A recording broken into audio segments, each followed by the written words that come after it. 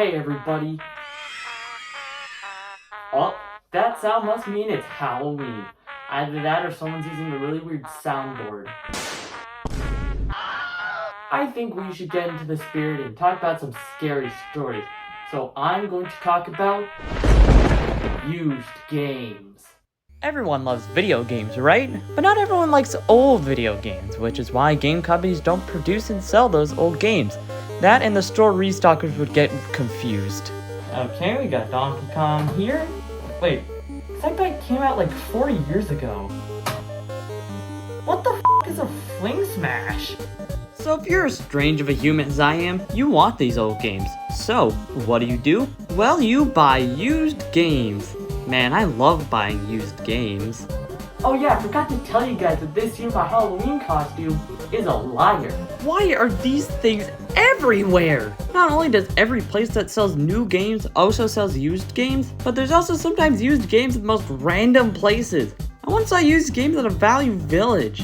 I bought Big Brain Academy Wii degree there. From what I see there's 5 different types of used games. First, there's the replicas. These are pretty much the same as new games. No big scratches on the case or disc, all the paper inserts are included, it's perfect.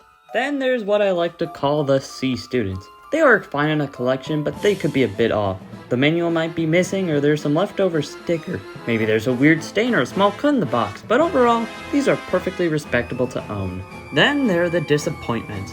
These things are falling apart at the seams, the case is begging for mercy, and the disc would probably turn to dust if you touch it wrong. These games look like they've been used as a plate. And then there's... Let's skip this one. And in last, but surprisingly not least, we have the imposters. These games have printed out box art. A lot of the time they're actually pretty well done. But sometimes when people print out box art, they really don't try. Occasionally you run into a game with a random generic case, but it has the original artwork. How does that happen? Why would someone trade in a game like this? Hey, I'm here to trade in this SpongeBob game. Alright, and, what the hell is wrong with you? Alright, let's get back to this. Sometimes people lose or throw away the cases. Throwing them away was a lot more common back when games came in cardboard boxes, but some people don't care about stupid bullshit, so they just throw the discs in a binder, or, even worse, just leave them lying around. So when they sell the games, they either go in the generic GameStop cases, which I don't have any of, or in one of these basic CD cases. I will never buy one of these. Wait. Now that we've gone over all the types of used games, we have to ask, how do you find them? Well, you can find used games at GameStop. Most of the time they only have games down to the Xbox 360. There's this new GameStop Retro, but those are super hard to come by right now. So if you want old games, try to find a local shop. There's this place near me called Iceman Video Games.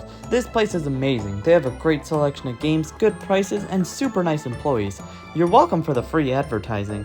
And then there's eBay. This is good if you want to save a few bucks, but you have no idea what the true quality of the product is until it arrives. Sometimes the case got cracked from shipping, or if you're really unlucky, it might be a completely different game. I'll never forget the Tony Hawk incident. Then we have the worst problem with used games. Stickers.